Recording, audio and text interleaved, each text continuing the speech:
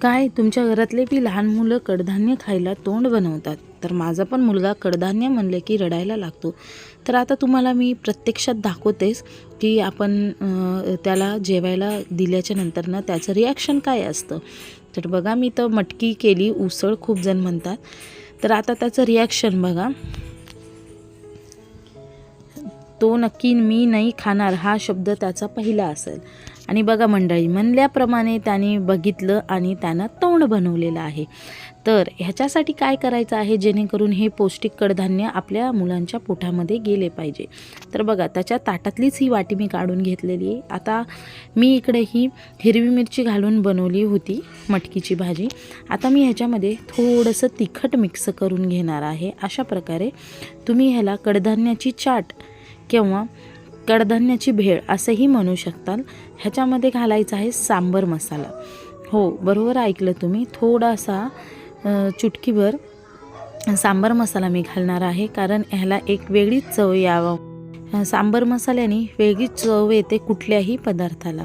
तर अतिशय थोड्या प्रमाणामध्ये मी इकडे सांबर मसाला घालून घेतलेला आहे, बघू शकता तुम्ही. आता ह्याच्यामध्ये अजून एक गोष्ट घालणार आहे, ती म्हणजे आपण थोडासा चाट मसाला. तर बघा किती काय करावं लागतं मुलांसाठी की जेणेकरून पौष्टिक गोष्टी त्यांच्या पोटामध्ये जातील. तर आता इकडे मी चाट मसाला पण ह्याच्यामध्ये घालून घेतलेला आहे. आणि हे घरचे चिप्स आणि पापड आहेत, मी घरी बनवलेले. कुरकुरे किंवा इतर गोष्टी पोटात जाण्यापेक्षा घरी बनवलेले हेल्दी केलेले पोटात गेलेले कधीही बरे. तर आता ह्याच्यामध्ये मी घालून घेतलेला आहे कच्चा कांदा, टोमॅटो आणि कोथिंबीर. तर असं तर त्यांनी खाणारच नाही, कांदा टमाटा कोथिंबीर असं खाणारच नाही.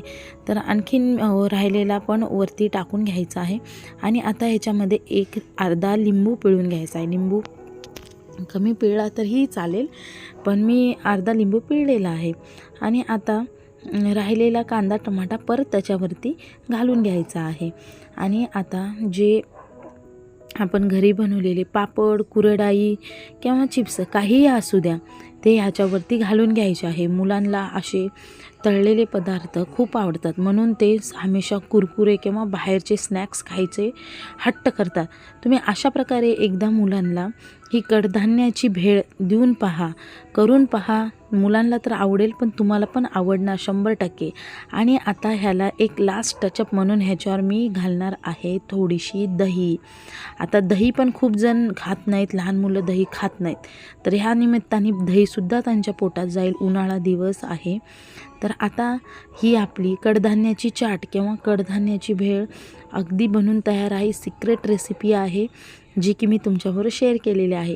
तुम्ही मटकीऐवजी इतर कुठलेही कडधान्य घेऊ शकता, काही असेल, मग ते मूग घ्या किंवा वाटाणे घ्या, पण पद्धत मात्र हीच ठेवा, एक व्यवस्थित चाट बनवायची. तर अशा प्रकारे आपली कडधान्याची चाट अगदी तयार आहे. बघून तोंडाला पाणी सुटतं आहे की नाही तुमच्या? माझ्या पण तोंडाला पाणी सुटलेलं आहे. पण आपल्याला ही हळूच कडधान्याची चाट आपल्या घरातल्या लहान मुलांना द्यायची आहे खाण्यासाठी. तर आता मस्तपैकी असा चमचा पण ठेवून दिलेला आहे मी याच्यामध्ये. आता ह्याचं रिॲक्शन बघू की काय आहे. तर चला देऊया त्याला खायला. तर हो, तुम्ही आत्तापर्यंत चॅनलला सबस्क्राईब केलं नसेल तर नक्की चॅनलला सबस्क्राईब, लाईक आणि शेअर करा. आणि त्याचं रिॲक्शन बघा, झाला की नाही मनाला आनंद. तुम्ही पण अशा टेस्टी रेसिपी बनवा आणि मुलांना द्या खायला. तर नवीन व्हिडिओमध्ये भेटू. बाय सगळ्यांना.